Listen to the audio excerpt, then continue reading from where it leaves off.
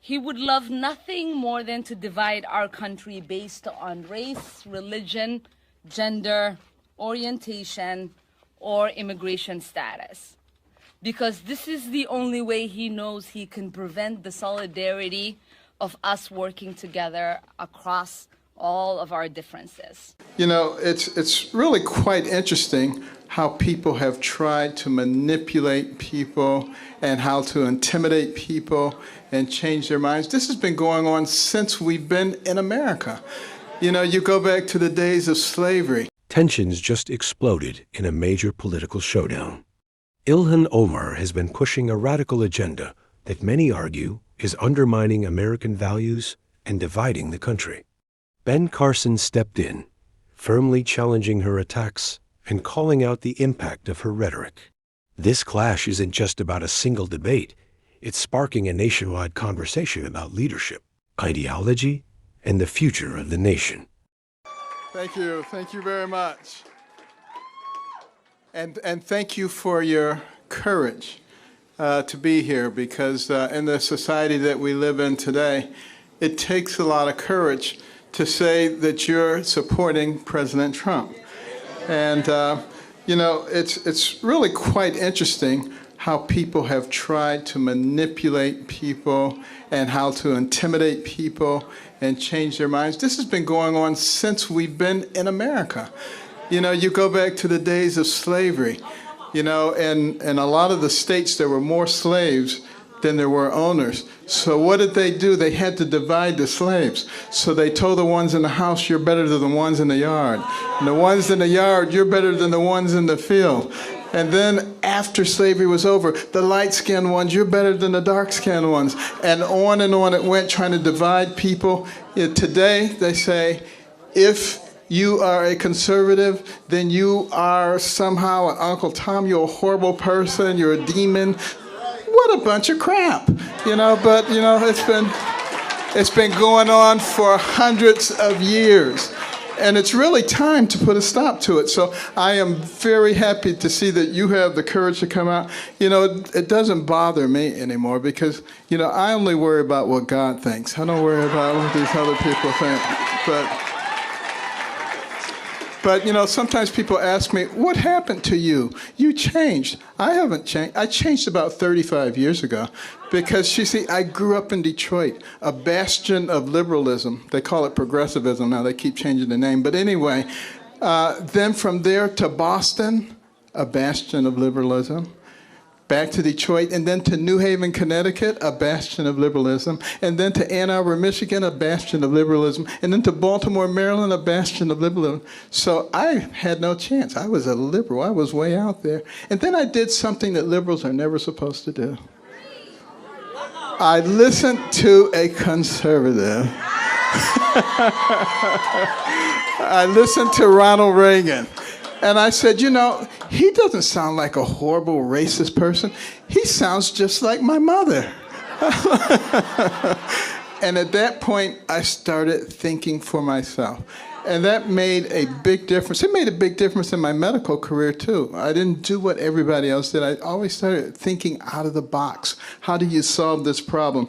And that's the reason that God gave us these complex brains. Your brain has billions and billions of neurons, hundreds of billions of interconnections.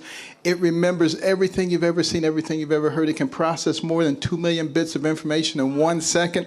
Would God give you something like that just so that you can be a sheep and follow what somebody else tells you to do? Or to think for yourself?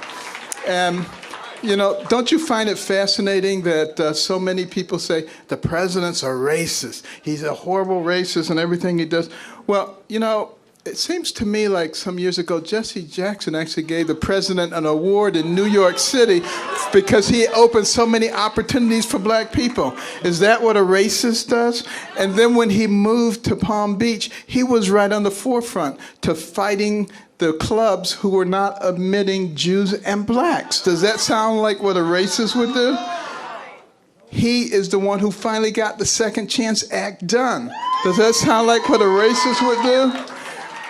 When he took office, he brought the office of HBCUs to the White House so it could get appropriate attention, more money than ever. opportunity zones so that people could take this money and direct it to the places where people did not have opportunities before. An economy where you have the lowest unemployment rates for black people in history, and it goes on and on and on. Let me tell you something. If he's a racist, he's an awfully bad one. He needs to go get a lesson from the real racists. The people who look at somebody like you and me and they say, because your skin is a certain color, you have to think a certain way. And if you don't, there's something wrong with you. And they start calling you names. Those are the real racists. But you know, the president believes that a rising tide lifts all boats. He doesn't believe in identity politics, and that's why he's doing things that work for everybody. And we should be happy about that. And the media, they like to pick on him, any little thing. You know, he's not perfect. I'm not perfect. You're not perfect. The only one who ever was perfect was Jesus, and they crucified him. So, you know, think about this. And we need to just look at the big picture. Think about all the incredible things that are happening. Think for ourselves and be missionaries. Go out and talk to your family, talk to your friends, help them to realize, because see, if all they're doing is looking at certain media, they don't even know about these things that we just talked about that he has done. And so they can perpetrate this horrible image of him being a bad person. It is absolutely not true. I work with him all the time. He's a wonderful person. He's become a good friend. You remember during the campaign when we were having a debate and I couldn't hear my name. I came out, I stood there, I was waiting to hear everybody else gleefully walk past. He was the only one who stood with me until they straightened it out. That's the kind of person that our president is. He is my friend, and he will be your friend as you get to know him. Ladies and gentlemen, the 45th president of the United States, Donald J. Trump. Something big just happened in American politics, and it's the kind of clash that everyone's talking about online. For years, Ilhan Omar has pushed a radical agenda that critics say undermines traditional American values and sows division. She's often painted the U.S. as a land of systemic oppression, claiming the system is rigged against everyday people. But recently, she stepped into a confrontation she couldn't dominate facing Ben Carson, a man known for his calm yet unshakable presence. Dr. Carson didn't just respond to her attacks. He dismantled her arguments point by point with precision, exposing the contradictions in her rhetoric.